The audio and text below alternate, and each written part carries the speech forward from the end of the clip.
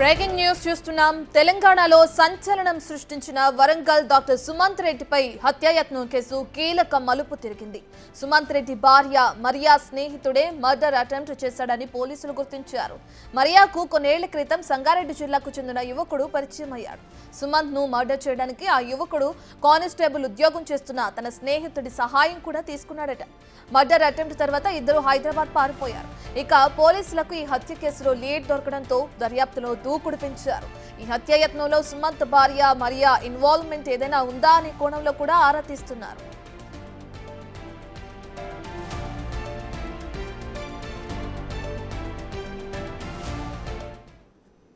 పూర్తి డీటెయిల్స్ అందించడానికి మా ప్రతినిధి వేణు లైవ్ లో జాయిన్ అవుతున్నారు. రైట్ వేణు, మనం చూస్తున్నాం వరంగల్ ఏదైతే డాక్టర్ సుమంత్ రెడ్డిపై దాడి జరిగిందో దాని వెనుక తన భార్య హస్తం ఉందని చెప్పి కూడా వార్తలు తెరపైకి వస్తున్నది. ఎంతవరకు నిజం ఉందంటారు?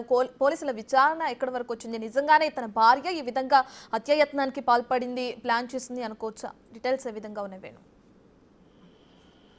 ఎస్ రత్న, దాదాపు 80 గంటల ప్రత్యేక బృందాల విచారణ తర్వాత కూడా పోలీసులకు ఒక ప్రత్యేక లీడ్ దొరికింది. దీంతో హత్యాయత్నానికి పాల్పడ్డ వ్యక్తులు గతం లోపల మరియాకు పరిచయం ఉన్నటువంటి యువకునిగా గుర్తించారు. అతను సంగారెడ్డిలో పనిచేస్తున్నప్పుడు ఒక జిమ్ లో పనిచేస్తున్నాడు. సో ఆ మరియా సంగారెడ్డి లోపల గతంలో సుమంత్ క్లినిక్ నడుపుతూ ఉండేవాడు. ఆ క్రమం లోపల తాను జిమ్ కు వెళ్తున్న క్రమంలోనే ఆ యువకుడు పరిచయం అయినట్టుగా తెలుస్తుంది. ఆ తర్వాత సుమంత్ ఇద్దరి వ్యవహారంలో కొంత సాన్నిహితంగా ఉండడంతో కూడా తాను భార్యను వారించి తర్వాత వరంగల్కి వచ్చాడు. సో వరంగల్లోనే కాజుపేటలో క్లినిక్ నడుపుతూ ప్రస్తుతము మనం ఉన్నటువంటి హంటర్ రోడ్ లో ఉన్నటువంటి రెసిడెన్షియల్ డిగ్రీ కాలేజీలో సుమంత్ యొక్క భార్య మరియా పనిచేస్తుంది. సో ఇక్కడే తాను కాలేజీకి దగ్గర ఉంటే ఇబ్బంది లేకుండా ఉంటుందనే భావనతోనే హంటర్ రోడ్ ప్రాంతంలో ఈ యొక్క హాస్టల్ కు కిలోమీటర్ ప్రాంతంలోనే తాను ఇల్లు రెంట్కు తీసుకొని ఉంటున్నాడు. అక్కడ నుంచి తాను ప్రతిరోజు కూడా కాజీపేటకు క్లినిక్ కు వెళ్లి వస్తూ కూడా ఓపీ చూసుకున్న పరిస్థితి. సో ఆ రోజున 20వ తేదీన రాత్రి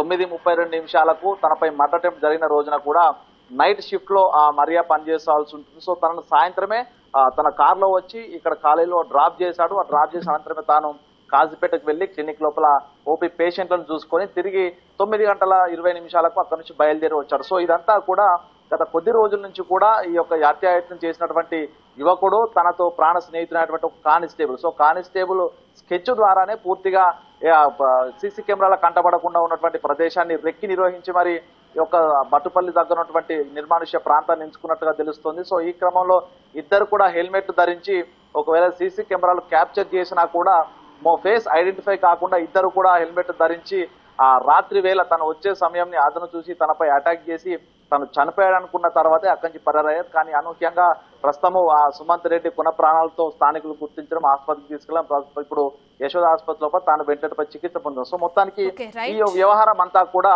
మొదటగా అనుకోని ప్రమాదం భావించారు. కానీ ప్రస్తుతం మరియా ఇన్వాల్వ్మెంట్ తో ఇదంతా జరిగినట్లు కూడా పోలీసులు నిశ్చయిస్తున్నారు. ప్రస్తుతం రాత్రి కూడా మరియాను పోలీసులు అదుపులో తీసుకుని మహిళా పోలీసు ఆధ్వర్యం లోపల ఇంటరాగేషన్ జరుగుతోంది. ఇక రేపు పూర్తి స్థాయి నిందితులను, దీనిలో అసలు ఎవరు హత్యకు ప్లాన్ చేశారు, ఎవరు హత్యాయత్నం చేయాల్సి వచ్చింది, పాల్గొన్న వారందరిపై కూడా రేపు మీడియా ముందు ప్రొడ్యూస్ పెట్టే అవకాశం అయితే కనిపిస్తా ఉంది Ratna. Right, thank you Venu.